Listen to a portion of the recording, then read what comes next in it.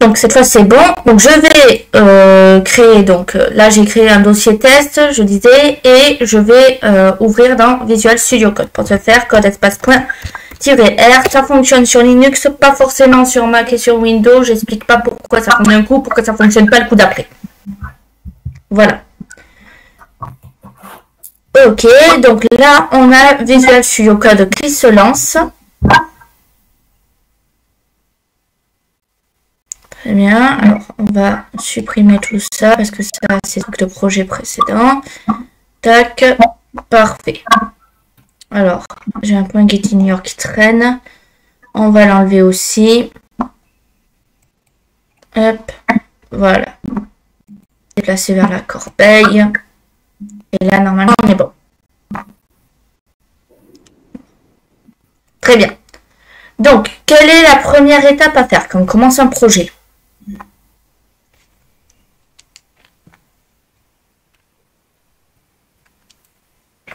On va créer un fichier. Oui, un fichier, d'accord. Lequel ? Bref. Non. Non, on commence toujours par le readme.md. Toujours le readme.md, on met au moins le nom du projet. Donc là, on va rester sur le même thème que ce matin, c'est-à-dire Halloween, c'est très bien.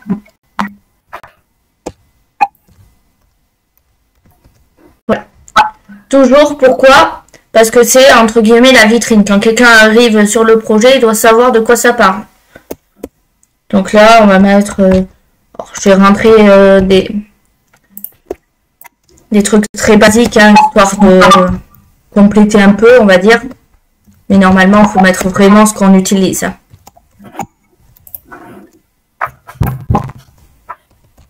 Voilà. Et ensuite, par exemple, on peut mettre, comme ceci, architecture. Et là, on peut mettre l'architecture du site si on le désire. CTRL S. Alors, en général, les développeurs n'aiment pas faire la doc du site, mais c'est quand même essentiel de la faire. Ok. Ensuite, vous aviez raison, on fait bien un index.html ou PHP ou peu importe en fonction de ce qu'on fait. Donc là, .html. Très bien. Qu'est-ce que je fais ensuite? Maintenant que je m'affiche. Point d'exclamation, entrée. Ok, super. Je sauvegarde. Donc normalement, il faudrait créer des branches, etc. On va mettre sur GitLab, créer des branches. Là, je ne vais pas le faire pour aller plus vite. Mais gardez quand même la bonne pratique de créer des branches à chaque fois. Donc, comme on a vu la dernière fois, alors j'avais pas enregistré, mais on va créer un dossier à chaque fois pour ce qu'on veut. Donc c'est-à-dire que là, on va mettre un dossier JS, un dossier CSS. Si supposons on avait du PHP, on mettrait PHP, etc. Alors, et un dossier image, par exemple. Pour finir. Hop, pardon. Passe manip. Donc, il y a plusieurs pratiques. Il n'y en a pas forcément une bonne et des mauvaises. Ça dépend de comment on code, comment on fait, on construit notre architecture. Donc, en fonction des développeurs, vous allez rencontrer des architectures différentes selon les projets. Donc, moi, ce que je fais en général, c'est de créer un dossier code. Ceci. Et dedans, pas l'image, mais JS et PHP. Je mets tout dans le code. Et je déplace. Voilà. C'est comme ça que je fais mon architecture. Ça ne veut pas dire que c'est forcément de la meilleure, mais c'est comme ça que moi je fais. Alors, ensuite, bon, maintenant on a notre architecture, très bien. On va rajouter, donc, comme on l'a vu la dernière fois, le CSS. Si on veut mettre du CSS ici. Bien que ce ne soit pas l'objectif du cours, vu que c'est du JavaScript. Et donc, est-ce que c'est bon là pour le CSS? Non. Pourquoi? Il faut mettre le chemin vers le chemin relatif vers le fichier. C'est ça. Donc, point code slash CSS slash style.css. Là, on est bon. Et il faut créer le fichier style.css, bien sûr. Alors, Ça, c'est fait. Donc ça, c'est bon. Donc, on va pas trop s'en préoccuper du style. Alors, question pour ceux qui n'étaient pas là la dernière fois. À votre avis, donc ça n'a rien à voir avec le JavaScript du cours, hein, mais est-ce que le dossier JS et PHP seront envoyés sur GitLab et même images ou pas? Lesquels seront envoyés pour vous si je dois mettre mon projet sur GitLab? Ben, moi, je dirais oui, mais... Ben, tous. Ça dépend ce qu'on veut montrer comme code. Alors, Non, pas s'ils sont vides. exactement. Alexandre a raison. S'ils sont vides, ils ne seront pas envoyés. La manière de faire pour les mettre, pour forcer à ce qu'ils soient envoyés, c'est de mettre un point git keep. Donc je vous conseille de vous le noter parce que ça peut vous être utile si vous décidez de travailler en équipe, en groupe, pour que comme ça tout le monde ait la même architecture dès le départ, mettre des git keep un peu partout. Ainsi, ça oblige à envoyer le dossier et tout le monde récupère la même chose. Et s'il y a des fichiers dedans, c'est pas la peine. S'il y a des fichiers dedans, c'est pas la peine. Ok. Mais quand tu débutes, en général, t'as pas de fichiers en fait, quand tu commences à travailler en groupe. Ouais. Donc, supposons qu'une personne crée le projet, l'envoie et ensuite on décide, bon, cette même personne crée toute l'architecture de base, c'est-à-dire, bon, ben là on met image, là on met ci, là on met ça comme ça, et qu'elle envoie, il vaut mieux que ce soit pas vide, parce que sinon elle n'envoie rien. Donc, il faut mettre des points git keep et après ça peut être supprimé si on veut pas les laisser. D'accord. Ok, donc là, dans JS, je vais ajouter un script .js, comme ceci, et là, on est bon. Donc, je vais fermer le CSS parce qu'on n'en a pas besoin. Alors, où est-ce que je peux coder en JavaScript? Où est-ce que je peux mettre mon code JavaScript de base?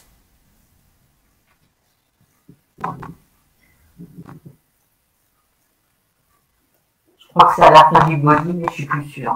Alors oui, il y a ici, effectivement, on peut mettre script. Alors il y a plusieurs possibilités. Je peux mettre script comme ceci, ouvrir mon script et directement mettre let quelque chose, tout ce qui est du JavaScript ici. Je peux le coder là directement si j'ai envie. Je suis pas obligée.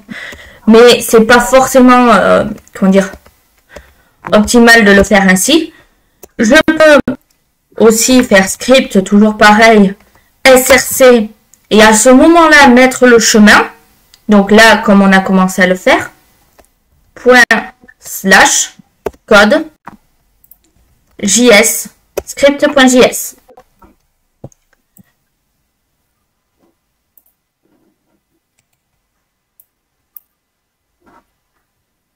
Est-ce que c'est bon là, comme ça, présenté comme ça?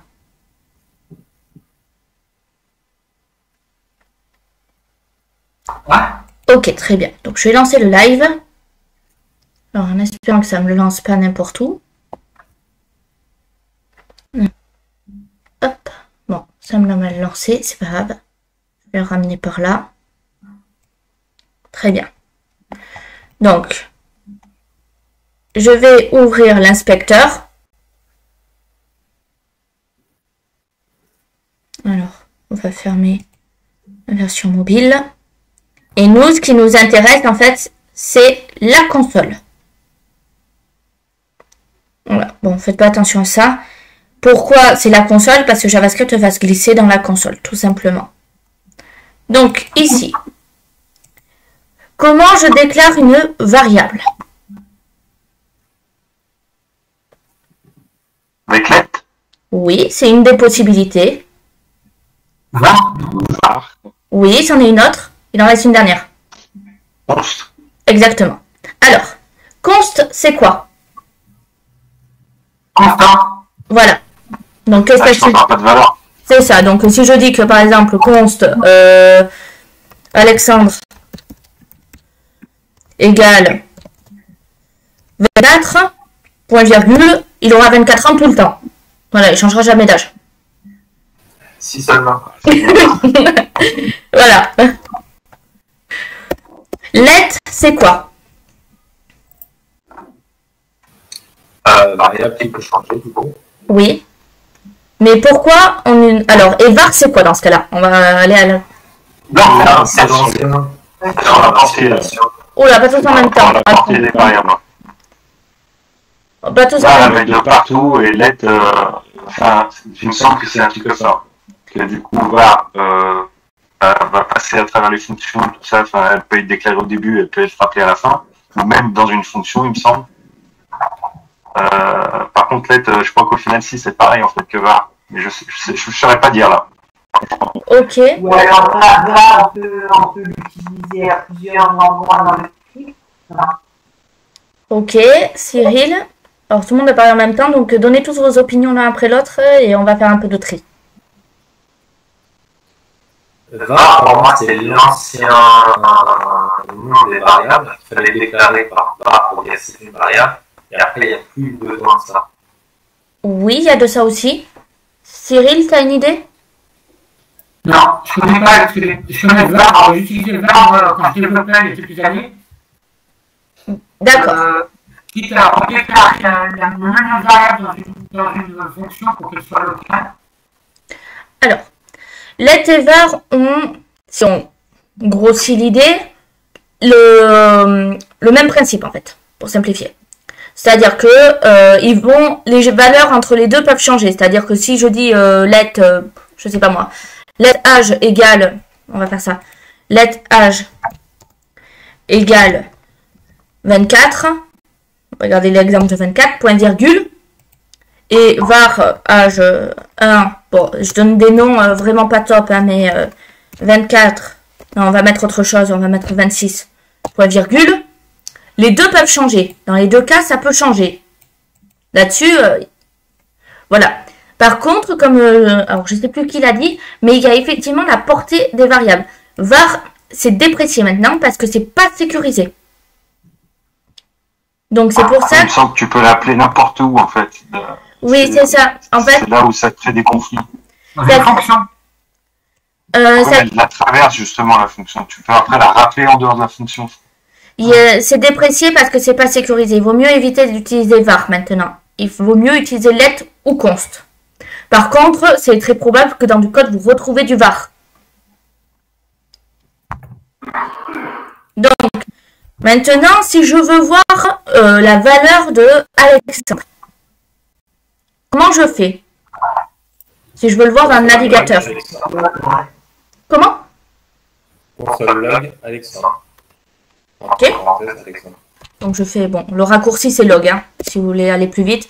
Console log, donc, si je mets Alexandre, j'aurai juste 24. Hein. Et si après je mets console log âge, j'aurai juste 24 aussi. Donc comment je vais savoir lequel est lequel?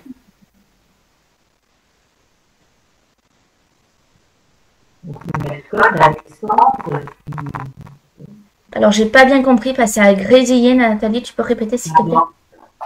En mettant un code, des cotes. Des cotes, oui, c'est possible, ou des guillemets, comme on veut. Donc dans ce cas-là, je mets Alexandre. Voilà. 2 points. Je mets un espace parce que sinon ça sera tout collé en fait. Plus. Et là, je rappelle ma variable Alexandre. CTRL S. Très bien. Je vais faire pareil pour âge.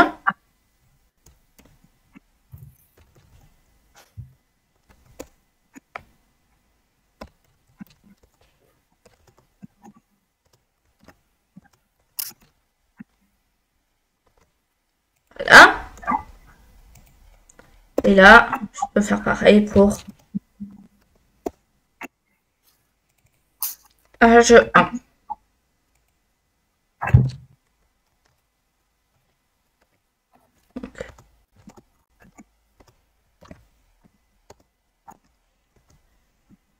Ok. Donc, on va voir, ça va fonctionner normalement. On va tester. Comme on peut le voir, ça marche. J'ai bien mes 3 valeurs. Ici, dans la console. Pourquoi j'étais dans la console et pas sur la page? Parce qu'on a mis console.log. Oui, mais surtout, on a demandé à ce que ça s'affiche dans la console. Ok. Voilà. tout simplement. On n'a pas lié, par exemple, à l'HTML avec un ID, etc. Et en disant, bon, ben maintenant, tu affiches dans le HTML directement. On va faire document write, c'est ça? Document write? Document.getElementById. Là, tu touches au DOM, là. Voilà, c'est ça. Et sinon, tu fais une alerte si tu veux que ça apparaisse sur la page. Alors, ça sera pas directement sur le DOM, mais tu auras quand même une... Comment on appelle ça? Une alerte, oui.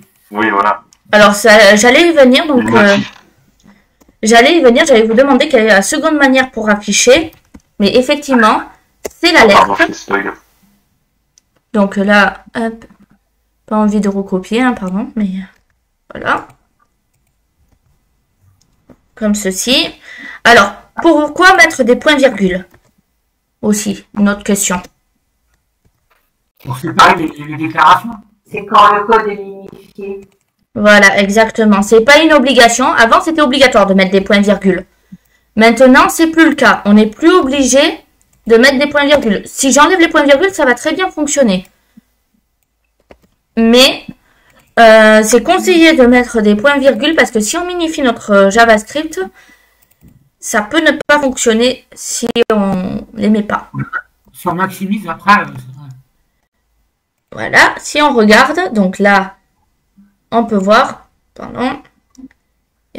Donc là, Alexandre 24, ok, âge 24, ok, âge 1, 26. Très bien, ça fonctionne, c'est nickel.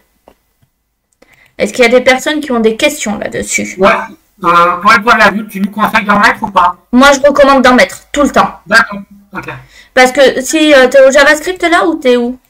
Dans les cours? Moi, je suis encore à installation de l'ODI en fonction du projet. Ok. Alors, ok, je sais plus trop où il est ce cours, mais prends rendez-vous avec moi s'il te plaît. Au début? Ouais, je crois que c'est au début. Mais prends rendez-vous avec moi, Cyril, s'il te plaît. Après. Tu veux qu'on prenne rendez-vous? Ouais, s'il te plaît. De toute façon, j'avais demandé à tout le monde de prendre rendez-vous. Mais On prend rendez-vous quand ça? quand tu veux, tu prends rendez-vous directement dans mon agenda quand ça t'arrange. D'accord, ok. Pour faire quoi? Pour faire un point. Le point sur JavaScript? Point sur général de la formation. D'accord, ok. Donc, comme je le disais, donc moi je recommande d'en mettre. Pourquoi? Parce qu'à partir du moment où vous commencerez le PHP, il va vous falloir des points-virgules partout. Si vous n'en mettez pas, ça ne marchera pas. C'est aussi simple que ça. Ok, est-ce qu'il y a des personnes qui ont des questions là-dessus?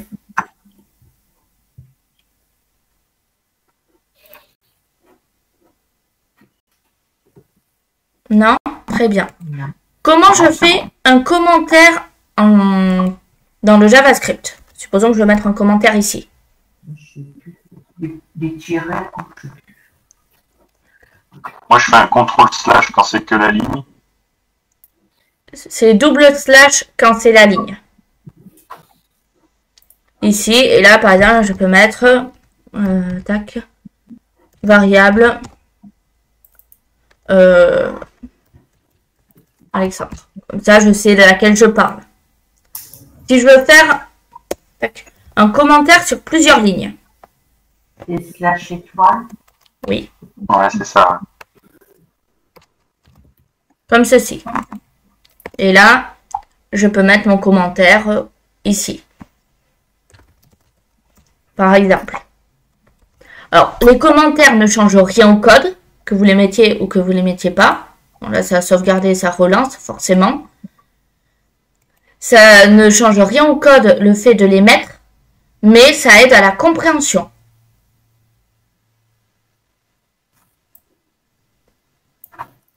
Est-ce que c'est bon pour tout le monde? Oui. Est-ce qu'il y a des personnes qui ont des questions sur ça? Parce que ça, c'est vraiment la base du JavaScript, des variables. Non, non, c'est bon, c'est clair. Après, j'ai remis juste un petit commentaire, moi, dans les messages par rapport à var et let. Ok. Et c'est bien, sont tous deux utilisés pour la déclaration de variables en JavaScript, mais la différence entre eux est que var a une portée de fonction et let a une portée de bloc. Ben, en fait, maintenant, var est vraiment déprécié. Donc, moi, je vous recommande, si vous devez faire du JavaScript, d'utiliser let. Let ou Il const faut vraiment plus l'utiliser. Ouais. en fonction de ce que vous voulez faire. Très bien. Supposons maintenant qu'on veut calculer mon âge. J'ai 29 ans. Voilà. Comment je ferai? Il y a plusieurs possibilités. Hein. On peut faire un console log en mettant une opération peut-être. On peut essayer. Il n'y a pas de mauvaise façon. Hein. Si on ne sait pas, on peut tester. Donc, par exemple, console log. Donc, tu veux dire 24, par exemple, plus, Ouais. plus 5? Oui. Alors, ça va me déclencher tous les alertes. Faut que je les enlève, les alertes. Donc, comme on peut voir, ça fonctionne. Très bien. Oh, désolé, j'enlève les alertes parce que sinon... Après, tu peux déclarer une variable aussi avec ton âge. Exactement. Donc, là. Là, ici, je peux reprendre. Donc, ici, je peux mettre 29. Et là, je peux mettre âge directement. Je vais enlever ça. Et là, ça va fonctionner. Supposons maintenant que je veux faire... bon, ben, j'ai une liste de courses. Donc, let et, par exemple, carotte égale 3. Let tomate égale 2. Pardon, j'ai oublié la virgule. Let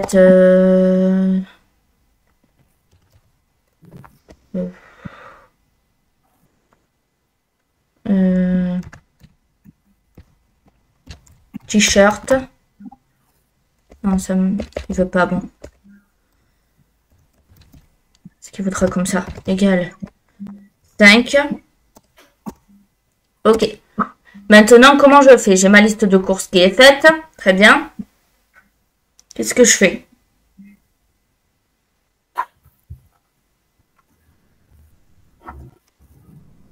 Pour faire quoi? On comprend pas, oui. Là, j'ai ma liste de courses qui a été faite avec des tarifs. Donc 3 euros, 2 euros, 5 euros.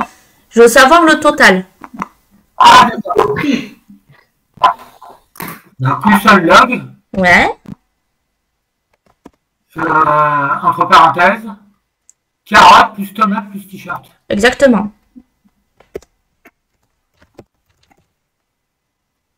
Donc, Tu peux aussi déclarer une variable regroupant tous les attributs et puis faire le résultat dans le console log.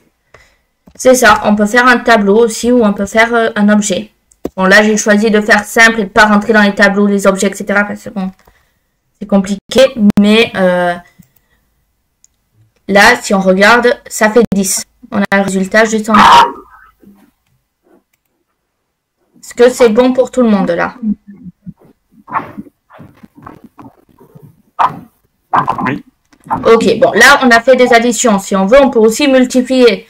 Donc, c'est-à-dire, j'ai le prix de mes carottes, ok. Donc, je peux faire carottes plus égale 5. Point virgule. À votre avis, ça donne quoi, ça? Ça ajoute à carotte, ça fait 8. Si je fais un console log de carottes maintenant, donc là, on va faire CTRL-C, hop, je vais juste mettre ça. Voilà, si je fais ça ici et que je le déclare là, pour avoir la différence. Donc là, on est d'accord qu'ici, on aura 3 à cette ligne, à la tête. À la 20, est-ce qu'on aura toujours 3 ou pas?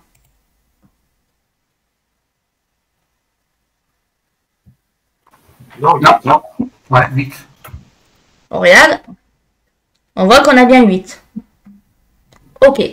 Donc ça, c'est des petits raccourcis qu'on peut faire pour éviter de réécrire carotte égale carotte plus quelque chose. on peut écrire plus égal et 5 par exemple. Ok. Est-ce qu'il y a des personnes qui avaient des questions autres sur le JavaScript? Parce que moi, je comptais rester juste sur la base du JavaScript pour vous guider un petit peu au début. Je voudrais juste savoir si on avait dans la formation, il y avait un module d'information 360. Sur JavaScript? Ouais, dernier sur JavaScript.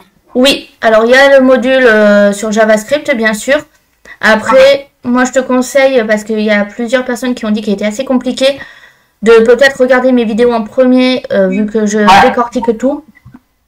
Et après, de regarder celle de 360. Il y a combien d'heures dessus à peu près? Sur mes vidéos, sur celle de 360? Non, sur le module de 360 Learning. J'ai pas regardé. Je sais pas, ok, c'est très bien. Peut-être que les autres peuvent répondre, moi je sais pas, je suis désolée. Il y en a déjà dans l'introduction du JavaScript. Après, moi, j'en ai pas trouvé pour l'instant. Ok. Ça peut être assez long hein, si tu regardes comment ça s'appelle. Il y a plusieurs vidéos en fait qui parlent du JavaScript. Ça dépend où tu rentres dans les modules. C'est vrai que c'est pas hyper intuitif. Tu vois quand même pas mal de choses, mais au pire des cas, il y a sur la bibliothèque Eni. C'est sûr qu'après c'est que de la lecture, mais ça reste assez accessible.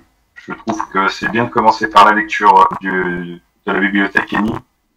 Et après, ouais, faire les vidéos, tu auras peut-être plus on va dire, de vocabulaire et tu comprendras peut-être un petit peu plus ces actions parce qu'il y a des fois où ils vont assez vite. Donc, si tu essaies de reproduire en même temps, en plus, c'est compliqué.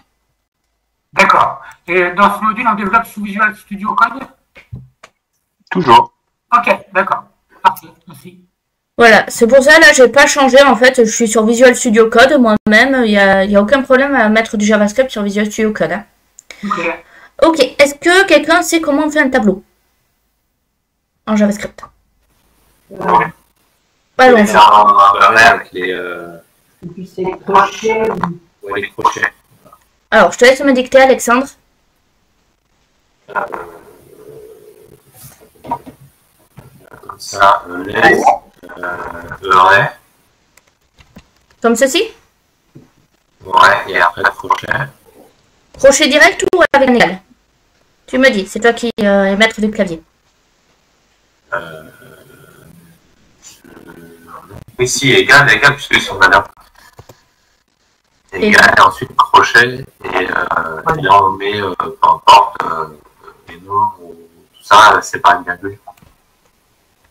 Hop. Là, c'est pareil comme dans le tape. Donc là, je vais juste remettre ça. J'enlève juste ça, c'est histoire d'aller plus vite. Hein. Donc, je vais enlever tout ceci. Que ça. Hop. Tu aurais pu faire un tableau juste avec des numéros. Voilà. Un tableau de chiffres, c'est ça que tu veux dire? Hop. Oui, ça va plus vite à taper. Ouais, c'est vrai. Ouais, mais après, pour aller chercher l'index du numéro, c'est plus facile à comprendre quand. Ah, je suis d'accord. C'est vrai qu'il vaut mieux des chaînes de caractères. C'est-à-dire que oui, quand tu vas chercher le 1 qui est en index 0, bah, ça peut embrouiller. Ouais, au départ, quand tu le sais, ça va vite. Mais... Là. Mais après, c'est bien de faire ces petits genres de pièges, justement, ça te permet aussi d'appréhender la chose. Ouais. Ok. Donc là, on est bon. On a nos carottes et on a nos tomates et nos t-shirts. Est-ce que c'est bon pour vous ou il y a des erreurs potentielles? Je reprends. Horace, c'est un type de variable? J'aurais. Non, je me souviens pas, j'ai pas vu. Soit pour moi, il y a une chaîne de caractères, soit un numéro, mais il n'y a pas les deux avec une valeur. Ok.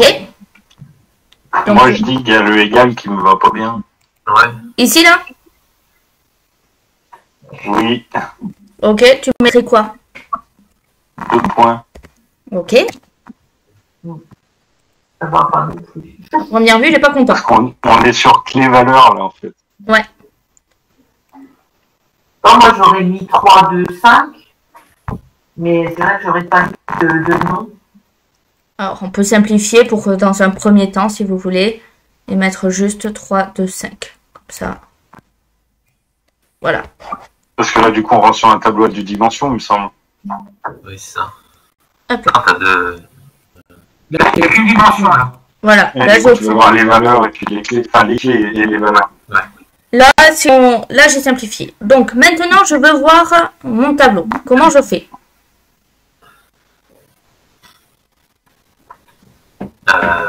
console log. Ouais. L'arrêt on va de loin. Si je fais juste ré, je sauvegarde. Alors là, il faut préciser l'indice, non? Et il va peut-être tout Et crochet, non? Là, Pas forcément, ouais. là, si je mets heuré, il va me préciser, il va me dire directement tout ce qu'il y a dedans, en fait. Ah, C'est déjà bien pour se repérer et savoir justement quel index correspond à telle valeur. Comme ça, C'est après, ça. tu peux aller chercher ta valeur. C'est bien de l'appeler comme ça au début. C'est ça. Donc, dans un premier temps, on appelle comme ça, on refait un copier-coller. Et maintenant, supposons qu'on veut le premier, c'est quoi? Comment on fait? Index, Arrêt des zéros. crochet, 0. Exactement. Pourquoi 0? Parce que c'est le premier index, la première ligne. Voilà, En fait, l'index du premier, voilà, c'est 0, c'est pas 1. voilà, en fait, on commence toujours à 0. Donc ici, c'est 0, là, c'est 1, là, c'est 2. C'est un petit piège en JavaScript qu'il y a. Et si on regarde, eh ben, on a bien le premier. Ici, là. 3, 3. C'est bon pour tout le monde? Bon, je pense qu'on va pas aller beaucoup plus loin parce que c'est déjà assez compliqué, on va dire. Est-ce qu'il y a des personnes qui ont des questions là-dessus?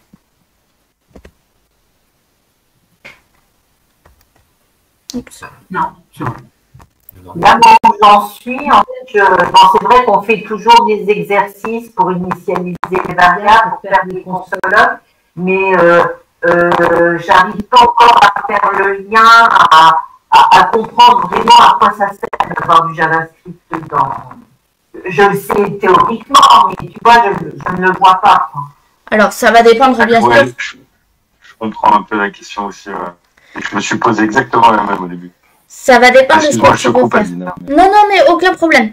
Ça va dépendre bien sûr de ce que tu veux faire. Mais comme je l'ai dit, par exemple, bon là, on a mis let âge 29. Mais supposons que tu fais un portfolio professionnel. Et ton âge, il va changer chaque année, à une certaine date. Par exemple, moi, mon âge, il va changer tous les 5 décembre. Tous les 5 décembre, je prends un an de plus. Tout comme tout le monde ici présent. Enfin, tout le monde prend un an de plus à sa date d'anniversaire. Donc, au lieu chaque année de devoir le 5 décembre changer dans mon portfolio ma date de naissance, parce que j'ai hébergé sur un hébergeur gratuit, eh bien, je change une seule fois. Enfin, j'ai créé une fonction qui permet de changer automatiquement l'âge de mon portfolio. Alors là, on n'en est pas encore là, mais si tu as regardé les cours que j'ai fait, il y a la vidéo sur ce sujet, sur le portfolio avec changer l'âge automatiquement. Parce que tu vois, moi, bon, après, je raisonne certainement pas bien, mais moi, j'aurais plus envie de prendre la date du jour, ta date de naissance, et puis calculer. Oui, non, mais c'est ça, c'est justement ça la logique. D'accord. C'est ça, en fait, tu prends, alors, tu as get month, ce genre de choses, et tu fais tes calculs en soi, mais il faut l'automatiser. Et c'est justement à ça que ça sert le JavaScript. Quand tu dis date du jour, en fait, il faut automatiser la date du jour. C'est-à-dire automatiquement, JavaScript va récupérer la date. Donc, il va dire, OK, aujourd'hui, on est le 1er novembre à 16h40. Le 1er novembre 2024, il est 16h40. Point. Et pareil, toi, tu vas dire, bon, ben moi, je suis né le 5 décembre. Voilà, par exemple. Et donc, tu vas faire ta fonction, etc. pour qu'il calcule automatiquement ton âge chaque année.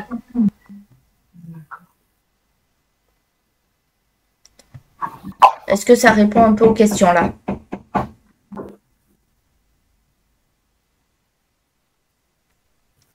Oui? C'est bon pour tout le monde? Oui, Ok. Bon, s'il n'y a pas ça d'autres questions. dynamise la page. Voilà, c'est ça en fait. Là, comme ça, bon, on a juste joué un petit peu avec les variables, etc. Mais on peut faire beaucoup plus de choses avec JavaScript. Mais c'est bien d'apprendre ces bases-là parce que, admettons, voilà, on développe un formulaire d'enregistrement, donc quelqu'un qui va s'authentifier sur notre site. Et justement, on va rentrer une fonction où il va vouloir justement changer ne serait-ce que son adresse. Donc, il va falloir apprendre à naviguer dans ces tableaux-là, aller chercher la bonne valeur pour pouvoir la modifier et tout ça en lui mettant les fonctions sur le navigateur avec des simples boutons et puis des inputs. C'est ça, mais après, c'est pour ça que c'est important de savoir chercher ces valeurs-là. Après, c'est pas conseillé de faire des formulaires en JavaScript. Hein. Non, mais c'est dans le cadre du JavaScript. Mais je veux dire, quand on a appris JavaScript, on se rend compte que ça se répercute un peu sur tous les autres langages quelque part, en fait. Surtout tout ce qui est algorithme et tout ce qui va être variable, fonction, et tout ça même en objet, parce que du coup, tout est objet. Enfin, du coup, je trouve ça super intéressant. Je pense que JavaScript, c'est quand même assez important pour évoluer sur autre chose, bien entendu. Ça dépend de comment on commence. Ça dépend. Moi, par exemple, j'avais appris PHP avant JavaScript. Enfin, JavaScript, c'était très... ce que j'avais appris au début, c'était pas très élevé le niveau. J'avais surtout appris du PHP. Parce que c'était le langage. On a commencé PHP avant. Enfin, dans la formation, là, on a vu PHP avant justement JavaScript. Oui. Donc, voilà, ça dépend vraiment des centres de formation, de ce que vous apprenez, etc. Après, c'est bien, un peu tous, hein, bien sûr, hein, parce que c'est vrai qu'après, bizarrement, je raccroche plus PHP à tout ce qui va être base de données. Oui, PHP, c'est back-end, c'est pour ça. Ouais, c'est peut-être pour ça. Et c'est vrai que tu peux faire un peu de back-end quand même avec JavaScript. Tu peux